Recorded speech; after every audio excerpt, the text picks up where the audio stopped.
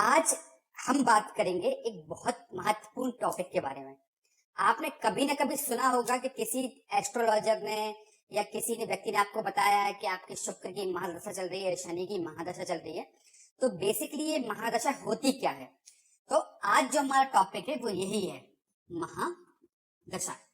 अर्थात महादशा का जो अर्थ है कि हमारे जीवन पर किस ग्रह की दशा चल रही है, कौन सा ग्रह है। जो 12 ग्रहों की बात करें, 12 राशियों के 9 ग्रहों की बात करें, तो उनमें से 9 में से कौन सा ग्रह है जो सबसे ज्यादा एक्टिव है।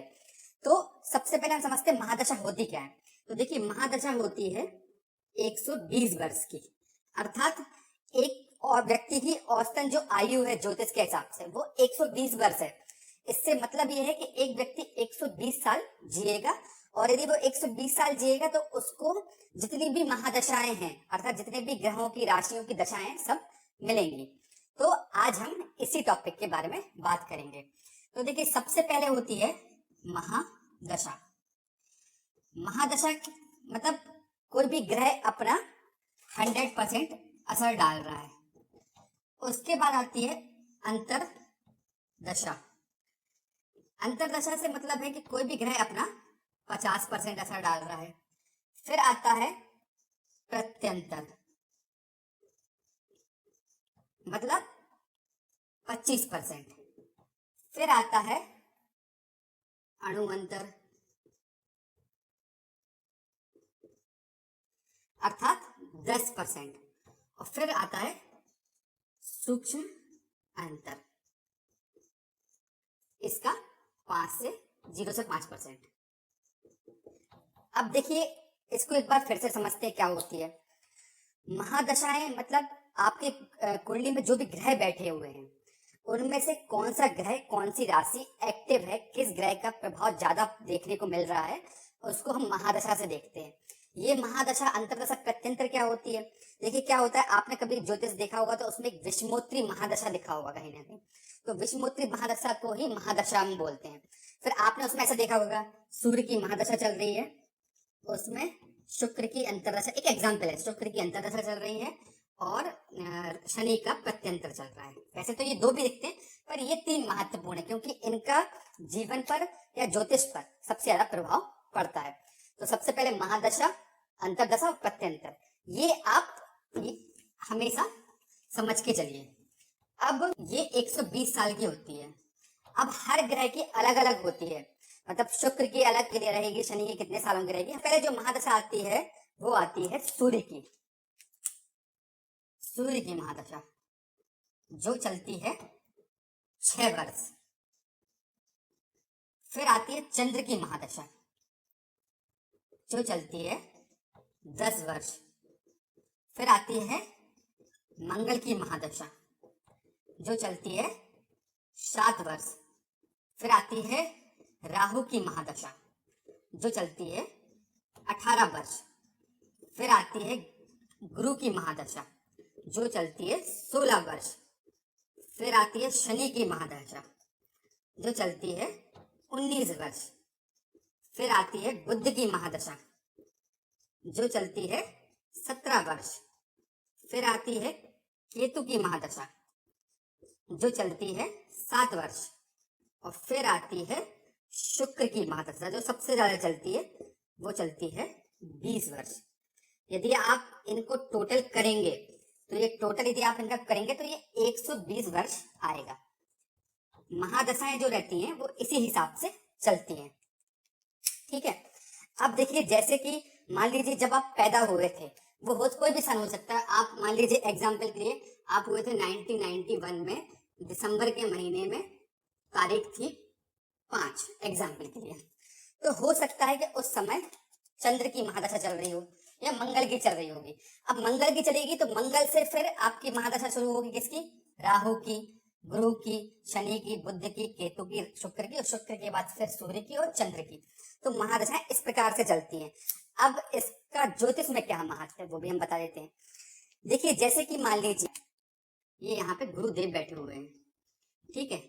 अब गुरुदेव 10वें भाव में बैठे हुए हैं, जो आपको पता है ये सुख भाव कहलाता है, ठीक है। अब मान लीजिए गुरु की महादशा चल रही है, गुरु की महादशा आपको मिल गई है 24 साल की एज में। मान लीजिए आप 24 साल की एज में हैं और गुरु की महादशा शुरू हो गई है। तो अब ये 24 से शुरू हुई है तो 16 साल तक चलेगी। तो गुरु से तात्पर्य है महादशा से कि अब ये वाला जो भाव है, ये वाला जो ग्रह है, वो ज्योतिष की दृष्टि से सबसे ज्यादा एक्टिव है। मतलब गुरु जहां बैठे हैं, गुरु का जहां घर है, मतलब आपको पता है कि 12वीं राशि और 8वीं राशि गुरु की राशि है। तो ये घर हो गए, फॉर एग्जाम्पल गुरु हो गया, जहां पर इनकी दृष्टियां जा रही है, जो मैंने पहले बता दिया, 1 2 3 4 5वीं दृष्टि, 7वीं दृष्टि और 9वीं दृष्टि, जहां जहां इनकी दृष्टि जा रही है, वो अपना 100% असर दिखाएंगे। वो ग्रह सबसे ज्यादा एक्टिव रहेगा। अब वो हो सकता है अच्छे फल दे रहा होगा तो बहुत ज्यादा अच्छे देगा, बुरे फल दे रहा होगा तो बहुत ज्यादा बुरे देगा। तो कुल मिला के महादशा का जो कॉन्सेप्ट है ना, वो ऐसे ही काम करता है। अब ऐसा नहीं है कि आपकी कुंडली में राहु या केतु कोई खराब जगह पे या खराब ग्रह बैठे हुए हैं, पर आप मतलब वो खराब असर नहीं दिखा रहे हैं। क्यों? क्योंकि हो सकता है भैया राहु और केतु की महादशा आई नहीं हो, वो जब आएगी तब वो घर एक्टिव होगा, वो ग्रह एक्टिव होंगे। तो ग्रहों की जो एक्टिवनेस होती है, मतलब ग्रह कब एक्टिव हुए हैं, उसको हम महादशा से देखते हैं। अब देखिए, जो मैंने आपको पहले बताया था कि महादशा, प्रत्यंतर, महादशा, अंतरदशा, प्रत्यंतर, सूक्ष्म अंतर, अणु अंतर, जो भी मैंने आपको बताए थे, उनसे जो तात्पर्य वो ये है कि जैसे सूर्य में सूर्य की महादशा चल रही है, या गुरु की बात कर रहे थे तो अपन गुरु की महादशा चल रही है, गुरु में फिर सूर्य आ गए, तो सूर्य में बुध आ गए, बुध में शनि आ गए, शनि में केतु आ गए। तो वो ऐसे एक महादशाओं के अंदर छोटी छोटी अंतरदशाएं, प्रत्यंतर, सूक्ष्म अंतर आते रहते हैं। मतलब गुरु के अंदर फॉर एग्जाम्पल गुरु यहाँ पे बैठे हैं, ठीक है, सुख भाव में, तो ये तो अपना 100% दे रहे हैं, ठीक है। फिर इसमें मान लीजिए गुरु के मित्र आ गए सूर्य, तो ये और बढ़ गए, इसकी बढ़ोतरी हो गई। फिर सूर्य के साथ शनि आ गए, तो शनि भी अपना थोड़ा सा असर दिखाएंगे। तो हो सकता है शनि इनके शत्रु हैं, तो थोड़ा से उस चीज को कम करें। तो बेसिकली महादशाओं में जो अपन को समझना है कि भाई किस समय पे किस ग्रह की महादशा चल रही है और अंतरदशा चल रही है, प्रत्यंतर चल रहा है, बस। सूक्ष्म अंतर, अणु अंतर के बारे में अपन को कोई चर्चा नहीं करनी, क्योंकि उनका जो कंट्रीब्यूशन है ज्योतिष में या कुंडली में या भाग्य में, वो बहुत लिमिटेड है। तो अपन को जो सबसे इंपॉर्टेंट है वो हो गई महादशा, जो पूर्ण असर देती है, फिर अंतरदशा और फिर प्रत्यंतर। आप चाहिए तो इसको भी नोट कर सकते हो कि 120 साल के हिसाब से किस ग्रह की कैसी महादशाएं आएंगी। मान लीजिए किसी को शनि की चल रही है तो 19 साल चलेंगी, किसी को राहु की चल रही है तो वो 18 साल तक राहु की महादशा चलेगी, किसी को सूर्य की चल रही है तो 6 साल में सूर्य की महादशा खत्म हो जाएगी। उदाहरण के लिए किसी को 2020 में या 21 में सूर्य की महादशा आई थी, तो 6 साल के हिसाब से 26 या 27 में उनकी सूर्य की महादशा जैसे खत्म हो गई और चंद्र की आ जाएगी। अब मान लीजिए सूर्य यहाँ पर बैठे थे उदाहरण के लिए, और यहाँ पर वो अच्छा असर नहीं दे रहे थे, तो हो सकता है 6 साल थोड़ा सा इंपैक्टेड रहा हो, और जैसे चंद्र की आएगी, और चंद्र बहुत अच्छे स्थान के स्वामी है, चंद्र लग्न में बैठे हैं और बहुत अच्छे स्थान में बैठे हैं, तो वो 6 साल बाद उनका समय बहुत अच्छा हो जाएगा। तो कुंडली को समझने के लिए इन सब चीजों के अलावा महादशाओं का भी समझना बहुत जरूरी है। अब महादशाएं कुंडली में कैसे देखते हैं अपन उसकी बात और कर लेते हैं एक बारी, तो आपको सब क्लियर हो जाएगा। देखिए, आप कोई भी सॉफ्टवेयर में किसी में भी देखेंगे तो आपको विषमोत्री महादशा दिख जाएगी। आपने महादशा खोली तो उसमें ऐसा लिखा रहेगा कि फॉर एग्जाम्पल 23 जुलाई 2020 से मान लीजिए शुक्र की महादशा शुरू हुई है। अब ये शुक्र की अपन को पता है 20 साल चलेगी। अब इसके अंदर जाएंगे आप, तो इसके अंदर लिखा होगा 23 जुलाई 2020 से फॉर एग्जाम्पल अगस्त 2024 तक इनका चल रहा है। मान लीजिए विषुवत महादशा हो गई, अंतरदशा हो गई। फिर इसके अंदर जाएंगे तो आपको यहाँ पे मिलेगा, मान लीजिए 23 जुलाई 2025 तक प्रत्यंतर चल रहा है। अब ये हो सकता है ये शुक्र का चल रहा हो, ये गुरु का चल रहा हो, और ये बुध का चल रहा हो, ये चेंज होते रहते हैं।